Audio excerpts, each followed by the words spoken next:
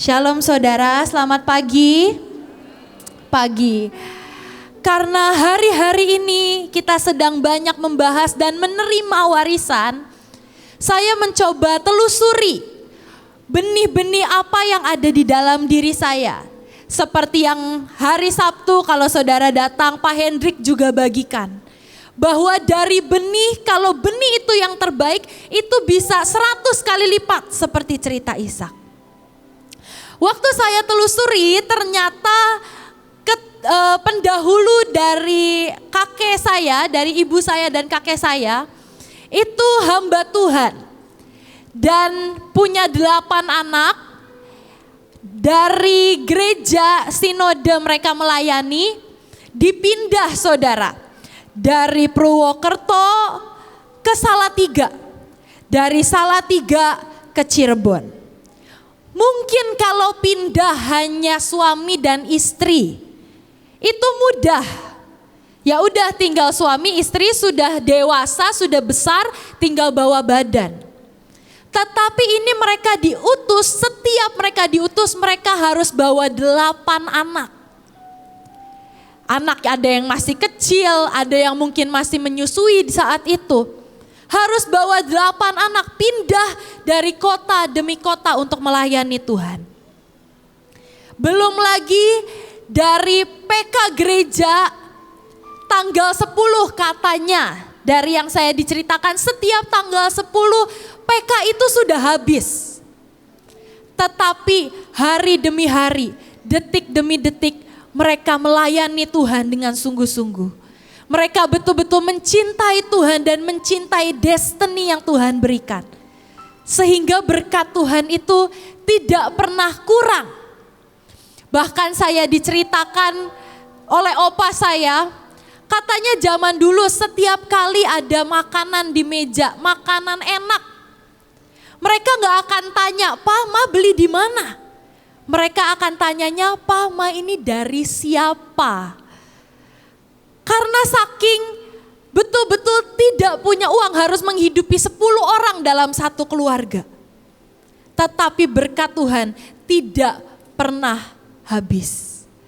Dan bahkan saat saya tanya lagi, lalu apa yang diwariskan? Dan mereka mulai cerita, ada pribadi yang diwariskan. Dan pribadi itulah yang membuat bahkan anak yang paling tidak bisa apa-apa. Salah satu saudara opa saya itu cuman bisa main keyboard saudara. Cuman satu, betul-betul talentanya cuman satu. Cuma bisa main keyboard.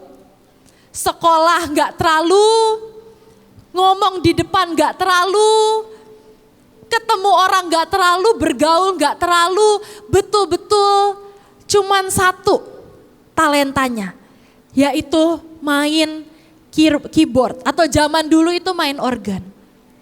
Tapi karena buyut saya, Kongco dan Makco, sudah membayar dan mengenalkan Tuhan. Bisa-bisanya adik dari opa saya lagi main organ di gereja. Tiba-tiba ada tamu dari Taiwan, konglomerat Taiwan, datang ke gereja di kota kecil Cirebon. Ngeliat kok bagus banget main pianonya, main organnya. Langsung didatengin, langsung ibu-ibu konglomerat ini bilang, "Kamu main organnya bagus banget, mulai sekarang kamu dijodohkan oleh anak saya." Akhirnya dapat suami konglomerat Taiwan dengan satu talenta saudara. Itu warisan pribadi Tuhan. Dia juga pribadi yang membuat adik opa saya yang lain, tadinya nakal sekali waktu muda, suka kabur dari rumah, padahal papahnya pendeta. Tetapi seiring berjalannya waktu, Tuhan memanggil dia juga sebagai pendeta. Tetapi tidak harus membayar lagi apa yang buyut saya bayar.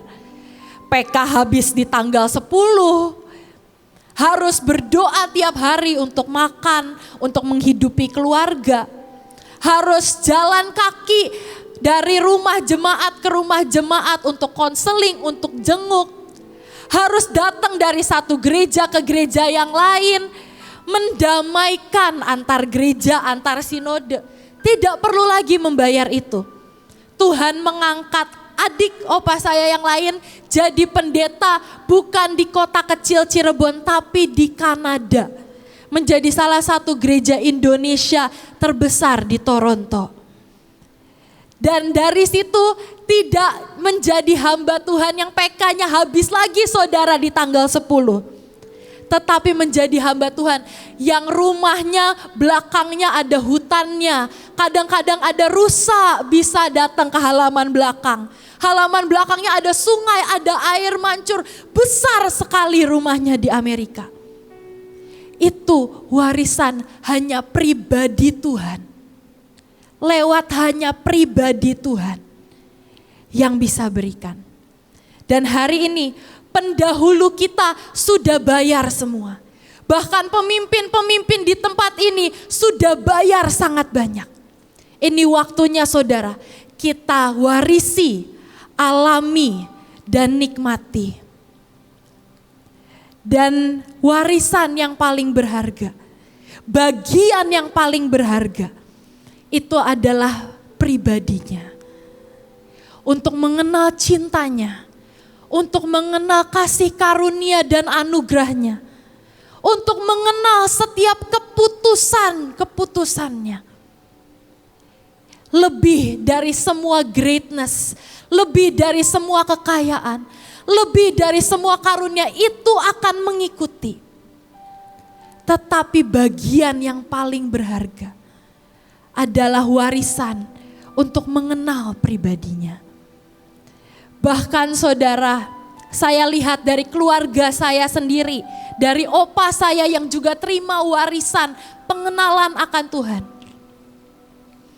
Dari pabrik kami banyak agama seberang yang bekerja bersama kami. Tetapi saya lihat setiap mereka yang membaca tulisan firman dan betul-betul percaya dengan iman. Mungkin gajinya cuma 1 juta tiap bulan. Mungkin gajinya cuma 200.000 tiap minggu. Tapi bahkan mereka bisa bangun rumah, bisa kuliahin anak, bisa melakukan banyak-banyak hal yang supranatural menurut saya dibanding orang dunia biasanya. Dan hari ini biar kita juga terima warisan pribadinya. Allah Abraham, Ishak dan Yakub. Ini adalah keturunan demi keturunan yang sangat menghargai warisan pribadi Tuhan. Dari kisah Abraham, Ishak dan Yakub, kita bisa lihat ada sangat banyak kali Tuhan intervensi, Tuhan bekerja, Tuhan nyata. Ada El Shaddai, di mana waktu Tuhan berkata, Abraham, aku ganti namamu dari Abram menjadi Abraham. Tuhan berkata, aku El Shaddai. Mungkin yang kita tahu El Shaddai adalah Allah Maha Besar. Tetapi akar kata dari El Shaddai adalah air susu ibu. Dia adalah everything we need and more. Ada El Mispat di sana, di mana saat Abraham bernegosiasi dengan Tuhan untuk menyelamatkan Sodom dan Gomora, Tuhan nyata sebagai El Mispat di sana, Allah keadilan hakim. Ada Jireh, kita tahu saat Abraham harus menyembelih Ishak dan Tuhan berkata, stop Abraham, aku tahu cintamu dan ketaatanmu. Ada El Elyon, ada El Gibor, Allah yang perkasa dan memenangkan perang bahkan membebaskan tawanan. Ada El Olam, Allah yang kekal. Ada Jehovah, Allah pemegang perjanjian. El Betel, Tuhan rumah Tuhan.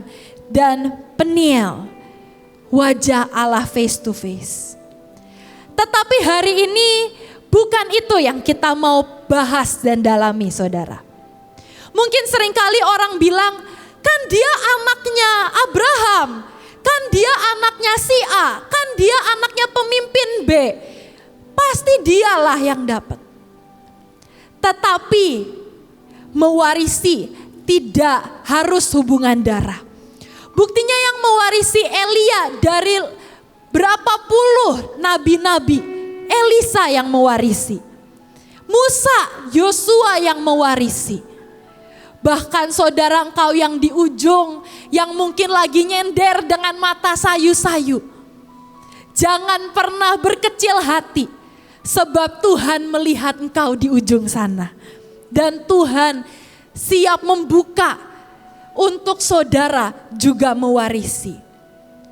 Asal kita tahu diri bahwa kita butuh dan kita mau setiap warisan dari pendahulu, dari pemimpin-pemimpin di tempat ini, maka engkau bisa dapatkan. Sebab Dia Allah yang mau dinikmati dan dikenal banyak orang. Bukan hanya mau dikenal barisan depan pemimpin-pemimpin saudara, tapi sampai engkau yang paling belakang. Dia Tuhan yang mau dinikmati dan dialami dan dikenal saudara-saudara. Salah satunya, yang pertama, Hagar menerima warisan pribadi Tuhan. Hari itu Hagar ditindas oleh Sarah dan dia kabur. Bukan diusir loh saudara, kabur. Tetapi di Kejadian 16 ayat 13 dituliskan bahwa saat Hagar ada di ujung tanduk, Tuhan tetap datang kepadanya. Dan Hagar menjadi orang pertama di Alkitab yang memanggil nama Tuhan dengan nama yang spesial. Sebetulnya siapa Hagar? Dia bukan nyonya, dia tidak punya titel, dia tidak punya kedudukan ataupun kekayaan. Hagar hanya seorang budak. Tapi kok bisa seorang budak yang lagi dalam pelarian menjadi orang pertama yang dicatat di Alkitab, memberi Tuhan nama, yaitu El Roi, Tuhan yang melihatku. Saudara mungkin saat ini, detik ini, engkau dalam pelarian dalam hidupmu. Engkau lari dari masalah, engkau lari dari pemimpin, engkau lari dari apapun yang sedang kau alami di hidupmu. Tetapi ada kabar baik. Kalau Hagar seorang budak yang bukan siapa-siapa saja, bisa memanggil nama Tuhan dengan nama yang spesial karena sebuah perjumpaan pribadi. Hari ini matanya juga tidak lepas dari saudara dan saya. Matanya tidak lepas sebab Dia El Roi yang melihat dan memandang terus saudara dan saya. Kemanapun pelarian saudara, kemanapun saudara sedang berlari, Dia El Roi, Dia Allah yang melihat. Dan Dia Tuhan yang berkenan untuk dipanggil. Seperti hari itu yang Bapak Joshua mungkin pernah saksikan. Di saat Kemang banjir, tetapi ada El Tanggul di depan rumah Bapak Joshua dan Ibu Keisha. Sebuah nama yang spesial yang belum pernah mungkin ada orang sebut sebelumnya. Itu yang Hagar alami dan lakukan hari itu. Sebuah nama yang spesial dari perjumpaan pribadi. Dan kalau Hagar sebut El Roi, Tuhan pasti tahu, oh itu Hagar yang memberi aku nama El Roi.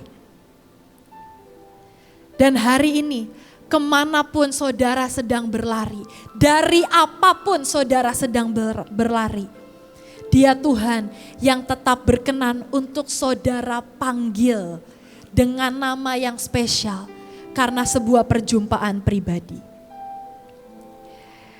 Yang kedua, tetap dari Abraham. Ada hamba tertua Abraham yang juga menerima warisan pribadinya. Kejadian 24 ayat 7.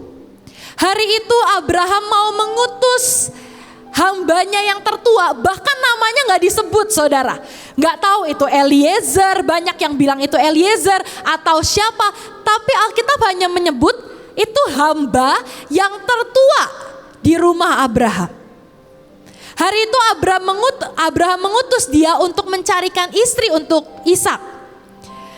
Firman Tuhan berkata, Tuhan Allah yang empunya langit, yang telah memanggil aku dari rumah ayahku serta dari negeri sanak saudaraku, dan yang telah berfirman kepadaku serta yang bersumpah kepadaku, demikian kepada keturunan mula akan kuberikan negeri ini.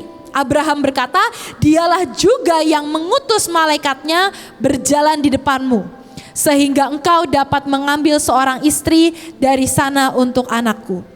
Kalau kata mama saya, Ibu Nika saudara, ini malaikat yang diutus untuk memilihkan jodoh yang diutuskan. Tetapi ini kisah di mana hamba tertua dari rumah Abraham, yang sekali lagi bahkan namanya tidak disebutkan, mengalami Tuhan, the divine guide. Saat dia berjalan di Kejadian 24 ayat 12, lalu dia berdoa, Tuhan Allah Tuanku Abraham, buatlah kiranya tercapai tujuanku pada hari ini. Tunjukkanlah kasih setiamu kepada Tuanku Abraham.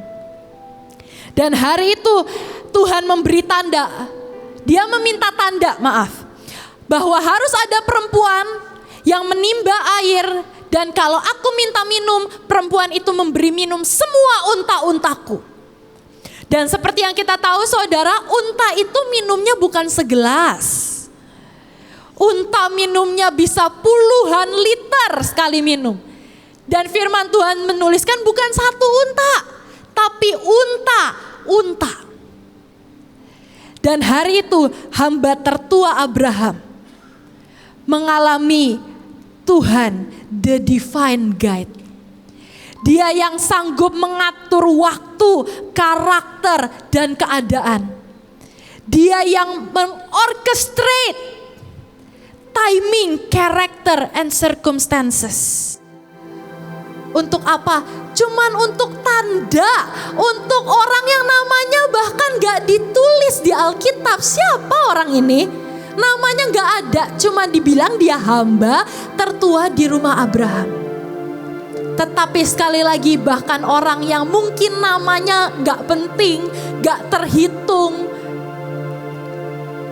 Tuhan mau memberikan warisan pribadinya, the divine guide, yang sanggup mengatur semesta untuk hanya memberi tanda kepadamu. Dan hari itu kita semua tahu tandanya terjadi. Bahkan perempuan yang memberi dia minum dan unta-untanya minum, Tuhan sanggup atur perempuan itu rajin, extra mile, murah hati, cantik lagi parasnya, seorang perawan dan kaya karena ternyata juga dari sanak saudara Abraham. Satu orang yang namanya gak ada di Alkitab meminta tanda. The divine guide, orchestrate timing, character, and circumstances. Kalau untuk yang namanya tidak disebut aja, Tuhan lakukan itu. Apalagi untuk saudara dan saya di tempat ini. Dia the divine guide yang akan orchestrate, mengatur sedemikian rupa waktu, karakter, keadaan. Lalu Ishak. Dari cerita Ishak ada Abimelek, Ahuzat, dan Pikol. Mereka ini adalah orang-orang Filistin dan kita tahu Abimelek adalah raja Filistin. Hari itu ceritanya Ishak memilih tinggal di Gerar dan bukan pergi ke Mesir saat ada kekeringan dan kelaparan. Tetapi Abimelek berkata, Ishak, kamu terlalu hebat, kamu terlalu kaya, semua yang kamu lakukan terlalu berhasil sampai engkau lebih berkuasa dari raja. Kamu pergi sana, saya gak suka sama kamu. Intinya gampangnya begitu, saudara. Abimelek berkata gitu pada Ishak. Tetapi setelah Ishak pergi, bisa-bisanya raja, penasehat dan sahabatnya ngejar Ishak dan menghampiri. Di Kejadian 26 ayat 26 sampai 27.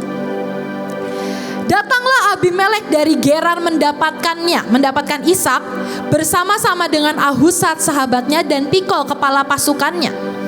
Tetapi kata Ishak kepada mereka, mengapa kamu datang mendapatkan aku? Bukankah kamu benci kepadaku dan telah menyuruh aku keluar dari tanahmu? Bahkan Ishak tahu lah, Raja Abimelek kan baginda yang sudah mengusir aku. Karena baginda gak suka dengan kekayaanku. Kenapa sekarang aku didatengin dan dikejar-kejar lagi? Lalu mereka orang Filistin, orang kerajaan Filistin, raja Filistin bahkan berkata, ayat 28 sampai 29, jawab mereka, kami telah melihat sendiri, bukan dari kata orang, bukan dari testimoni, bukan dari orang lain, tapi mereka menjawab, kami telah melihat sendiri bahwa Tuhan menyertai engkau. Sebab itu kami berkata, baiklah kita mengadakan sumpah setia antara kami dan engkau, dan baiklah kami mengikat perjanjian dengan engkau, bahwa engkau tidak akan berbuat jahat kepada kami, seperti kami tidak mengganggu engkau, dan seperti kami semata-mata berbuat baik kepadamu, membiarkan engkau pergi dengan damai. Bukankah engkau sekarang yang diberkati Tuhan? Hari itu bahkan Raja Filistin bisa melihat sendiri dan mengalami bahwa ada Tuhan yang menyertai Ishak kemanapun dia pergi. Bahkan firman Tuhan di Amsal berkata, Tuhan akan mendamaikan musuh, bahkan musuh yang paling besar, musuh yang paling berkuasa, musuh yang paling besar di luar sana. Tuhan akan membuat dia datang dan menjabat tanganmu meminta pendamaian. Karena ada warisan pribadinya.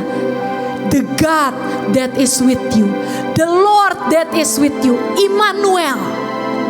Bahkan yang Raja Filistin bisa lihat dan bisa alami, dan bahkan mau ikut alami seperti apa yang Ishak alami. Yang terakhir dari kisah Yakub, ada Laban di Kejadian 30. Tetapi Laban berkata kepadanya, sekiranya aku mendapat kasihmu, telah nyata kepadaku bahwa Tuhan memberkati aku karena engkau. Di sini akar katanya Tuhan memberkati adalah Jehovah dan Barak, di mana artinya to bless and to cause to kneel. Kalau bahasa Indonesianya memang tertulis Tuhan memberkati aku karena engkau. Tetapi itu bukan cuman berkat kambing domba yang banyak. Yakub mau bekerja 7 tahun tambah 7 tahun lagi. Bukan hanya itu, saudara. Ternyata Laban dan seluruh keluarganya itu adalah penyembah berhala. Tahu dari mana? Waktu Yakub mau ajak pergi seluruh keluarganya keluar dari rumah Laban, ditulis bahwa Rahel mencuri terafim ayahnya. Kejadian 31, Rahel mencuri terafim ayahnya. Dan setelah itu Laban ngejar dan Laban berkata di ayat 30, Kejadian 31 ayat 30, kalau memang kau harus pergi semata-mata karena sangat rindu ke rumah ayahmu, mengapa engkau mencuri dewa-dewaku? Jadi Laban mengejar Yakub dan keluarganya bukan untuk dada-dada, bukan untuk peluk anaknya Rahel dan Lea. Tapi untuk apa? Untuk tanya, kenapa kamu bawa dewa-dewaku? Sebegitu terikat dan penyembah berhalanya keluarga Laban sebetulnya. Tetapi sekali lagi, karena ada warisan pribadi Tuhan. Tuhan yang punya banyak sisi, punya banyak nama. Dia yang bisa menjadi everything we need and more. Dia Allah yang memberkati bukan hanya materi, tetapi juga to cause to kneel. Artinya membuat mereka berlutut. Berlutut bukan lagi kepada dewa-dewa, bukan lagi kepada terafim, tetapi kepada Allah Jehovah yang memegang perjanjian dari keturunan kepada keturunan. Setelah mereka menjadi keluarga Yakub, mereka bukan hanya mengenal Tuhan, menyembah Tuhan, bahkan mereka menjadi nenek moyang 12 suku Israel, dan bahkan Lea menjadi nenek moyang Yesus. Hanya dari Yakub, Laban, Rahel, Lea mengenal Tuhan, dan bahkan Lea dari 4 anak yang dia lahirkan, setiap dia melahirkan, Lea berkata, ini karena Tuhan. Ruben, Tuhan telah memperhatikan kesengsaraanku. Simeon, Tuhan telah mendengar. Yehuda, sekali ini aku bersyukur kepada Tuhan. Isakar, Allah telah memberi upahku. Saudara, hari ini mungkin kita sudah sering dengar tentang Allah Abraham, Ishak dan Yakub, dan betapa ajaib mereka mengalami Tuhan dari generasi kepada generasi. Betapa banyak juga yang mereka bayar untuk mengenal pribadi Tuhan dari generasi kepada generasi.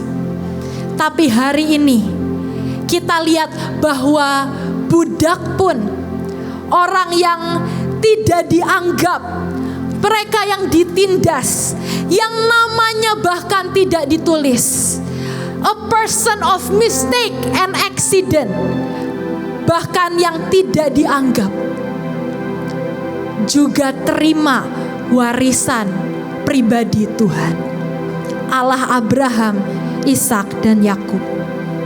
Izinkan saya tutup dengan satu kesaksian, saudara. Suatu hari waktu kita sedang mengajar rumah singgah, tiba-tiba ada seorang orang tua yang mendatangi kami dan berkata, Neng, boleh minta tolong gak?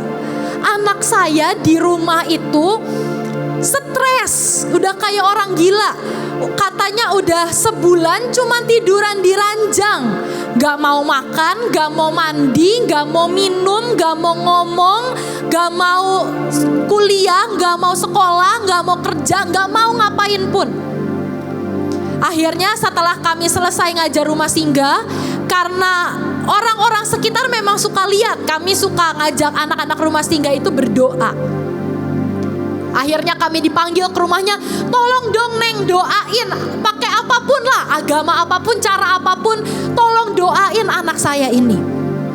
Lalu waktu kita mulai tanya anaknya kenapa, kok bisa sampai seperti ini, badannya sudah kurus kering saudara, karena sebulan ototnya tidak dipakai sama sekali. Sebulan cuman di kasur, bahkan kasurnya itu udah bau, udah kempes, udah betul-betul bercampur dengan bau keringat, bau badan, bau lembab semuanya. Dia cuma tiduran di kasur udah 1 bulan. Dan waktu kita tanya kenapa, katanya diputusin cowoknya saudara. Udah cuman karena itu doang ternyata. Dia 1 bulan tidak mau makan, tidak mau berdiri, tidak mau bergerak, cuman tiduran dan nangis. Dan hari itu waktu kami datang, kami coba ajak ngomong anaknya. Maksudnya mau kasih pengertian. Tapi setiap yang kami ngomong tidak dijawab. Dia juga gak bisa jawab, gak mau jawab. Dia cuma nangis sambil tiduran. Tetapi hari itu kita tahu bahwa dia butuh Tuhan. Bahkan anak perempuan yang tiduran sebulan cuman karena diputusin cowoknya, itu juga perlu mengenal Tuhan dan menerima pribadinya. Dan hari itu kami ngomong di telinganya, kami khotbahin, kami ajari firman, ada Tuhan Yesus yang sayang kamu. Ada Tuhan Yesus yang bisa nyembuhin hati kamu lagi hancur rasanya kayak apapun sekarang. Ada Tuhan Yesus yang bisa pulihkan kamu, sembuhkan kamu. Setiap kamu mau nangis, setiap kamu merasa kamu patah hati, panggil aja Tuhan Yesus, Tuhan Yesus, Tuhan Yesus. Cuman itu yang kami bisa bagikan hari itu.